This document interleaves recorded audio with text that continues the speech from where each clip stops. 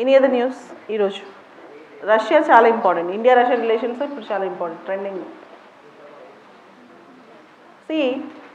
మనం న్యూస్ చదివేటప్పుడు కొన్ని స్పెసిఫిక్ అంశాలు ఉంటాయి. ఉదాహరణకి నిన్న మొన్న రోటీ సాల్ట్ ఉత్తరప్రదేశ్లో పిల్లలు మధ్యాహ్న భోజన పథకంలో మిడ్ డే మీల్లో రోటీతో పాటు దానిలో కర్రీ ఇవ్వకుండా సాల్ట్ నంచుకున్నారని చెప్పి ఒక జర్నలిస్ట్ న్యూస్ ఎక్స్పోజ్ చేస్తే దాని మీద అతని పైన క్రిమినల్ కేసు పెడుతున్నారు, దాని తర్వాత అతను అరెస్ట్ చేస్తారు. ఇలాంటివన్నీ చాలా న్యూస్ వచ్చాయన్నమాట. ఏదైతే ఇండియాలో బాగా వైరల్ అవుతుందో అది సివిల్స్ ఆస్పిరెంట్స్ ఖచ్చితంగా తెలియాలి. ఉదాహరణకి కన్నన్ గోపీనాథన్ అనుకుంటా, ఒక ఐఏఎస్ ఆఫీసర్ ఆర్టికల్ 370ని రద్దు చేసినందుకు ఫ్రీడమ్స్ లేవు, ప్రజలకు ఫ్రీడమ్స్ లేకుండా రద్దు చేశారని చెప్పి రిజిగ్నేషన్ ఇస్తే గవర్నమెంట్ ఇంతవరకు రిజిగ్నేషన్ యాక్సెప్ట్ చేయలేదు. అలానే 1 year బ్యాక్ షా ఫజల్, జమ్మూ కాశ్మీర్ సంబంధించిన IAS topper, he resigned and joined in politics. So there are different things which you have to observe. ఉదాహరణకి తమిళనాడులో ఒక లాస్ట్ వీక్ 1 week బ్యాక్ ఒక దళితుడి శవం అప్పర్ క్యాస్ట్ ల్యాండ్లోంచి వెళ్ళలేకపోతే శవాన్ని ఎత్తేసి ఎయిర్ లిఫ్ట్ చేసి బ్రిడ్జ్ కింద నుంచి పెట్టారనమాట. కుప్పం అబ్బాయి పేరు, చనిపోయిన అతని పేరు.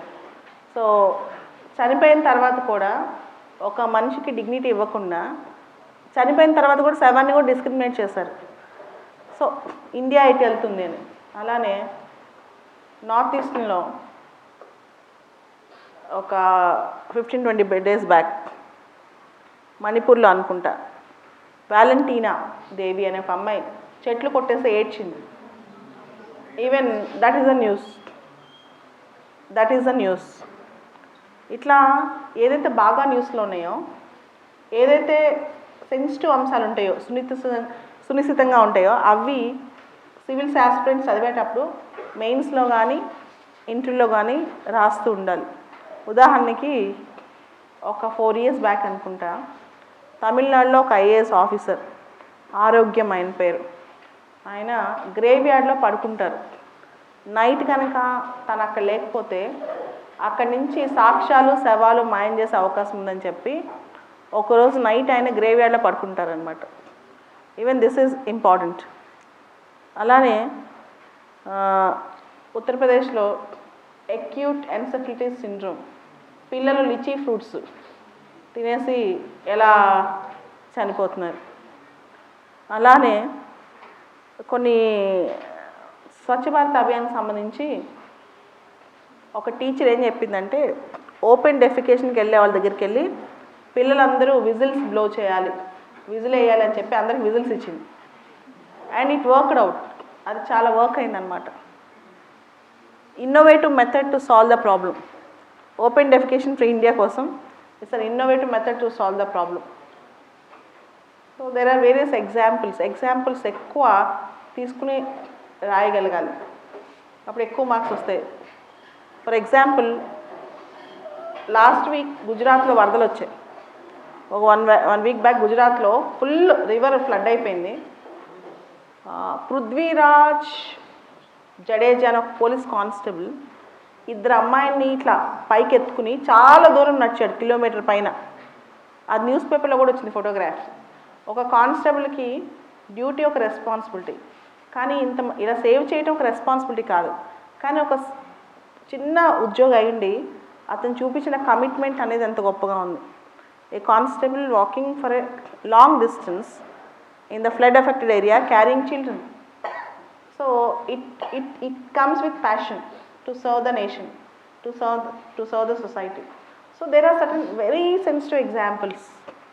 కొన్ని సెన్సిటివ్ ఎగ్జాంపుల్స్ ఉంటాయి, దాన్ని పిక్ చేసుకొని గుర్తుపెట్టుకోవాలి. చదివి వదిలేస్తాం మనం, కానీ ఎగ్జామ్లో అలా కాదు, పిక్ చేసుకుని మనం గుర్తుపెట్టుకోవాలి. సే ఫర్ ఎగ్జాంపుల్ కొన్ని సందర్భాల్లో civil servants taking out of box solutions. ఉదాహరణకి ఢిల్లీ మెట్రో శ్రీధరన్ ఉన్నారు. ఆయన ఢిల్లీ మెట్రో సక్సెస్ చేసిన తర్వాత బెంగళూరులో మెట్రో సక్సెస్ అవుతుంది, హైదరాబాద్లో మెట్రో సక్సెస్ అవుతుంది. So how out of box solutions ఎన్నిసార్లు తేవచ్చని. Exam is not just about facts, it's about going beyond. నిన్న రోటీ సాల్ట్ ఇన్సిడెంట్ చూసిన తర్వాత I thought there are certain things which you need to observe in the system. కొన్ని సిస్టంలో మనం observe చేయాల్సిన విషయాలు ఉంటాయన్నమాట. దట్ ఇవన్నీ రాసి పెట్టుకోండి.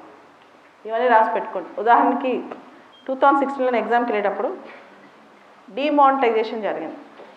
డిమానిటైజేషన్ జరిగిన తర్వాత పేటీఎం పైన ఒకటేసారి డిమాండ్ పెరిగిపోయింది. అసలు పేటీఎం అంతకుముందు ఎంత పెద్ద వాడేవాళ్ళు కాదు. డిమానిటైజేషన్ తర్వాత పేటీఎం చాలా పెరిగిపోయింది అనమాట. ఆఫ్రికన్ కంట్రీస్లో కెన్యా ఇలాంటి దేశాల్లో ఈ పెసా అని చెప్పి already most of the purchases will be done through this Paytm. ఇలాంటి స్టైల్లో పేమెంట్ క్యారీ చేస్తుంటారనమాట. సో ఇవన్నీ ఎగ్జాంపుల్స్ తీసుకురావచ్చు, ఈ దేశంలో ఇలా జరిగింది అని చెప్పి. So you can make a model అనమాట. ఇప్పుడు అమెజాన్లో ఫారెస్ట్లు ఎందుకు కాపాడాలి, దీస్ థింగ్స్. ఓకేనా? పేపర్ చదివేటప్పుడు anything which is out standing, which is important, you need to note it down. నాకు బుక్ ఉండేది సపరేట్గా, బుక్లో చిన్న చిన్న పారాస్ రాసి పెట్టినదాన్ని. ఎప్పుడైనా చదివితే ఐ యూస్ టు మెన్షన్ దాన్ని కొంచెం రాసి పెట్టుకోవడం అనమాట. ఫాలో ఆఫ్ రూపీ బాగా ఫాలో అవుతుంది. ఎన్పిఎస్ అట్లా ఉన్నాయి. ఇంకా ఎకానమీ మీద Telugu newspapers, English newspapers, మందగిస్తున్న భారత ఆర్థిక వ్యవస్థ తెలుగులో ఈరోజు ఈనాడు ఇప్పుడే చూసి వచ్చాను. ఓకే, బాగా డెసిషన్లో ఉంది. ఇంకా ఏం న్యూస్ ఉన్నాయి? తెలుగు పేపర్లు బాగున్నాయి. ఏమున్నాయి? గుర్ఖా ల్యాండ్ గురించి చాలా బాగుంది ఈనాడులో. గుర్ఖాస్ మొత్తం వచ్చారంట. గుర్ఖాస్ అందరూ ఇప్పుడు జమ్మూ కాశ్మీర్లో ఆర్టికల్ 370ని చేసేసి యూటీ చేశారు కదా. సో అలా మమ్మల్ని కూడా యూటీ చేయండి గుర్ఖా ల్యాండ్ అని చెప్పాను. మొత్తం రాసుకుంటుంటే మీకు టాప్ మోస్ట్లో అయ్యారు అయిపోద్ది. అలా కాకుండా ఏదో బుక్ తీసి చిన్న మెటీరియల్ తీసి చదువుదాం అంటే అది అవ్వదు.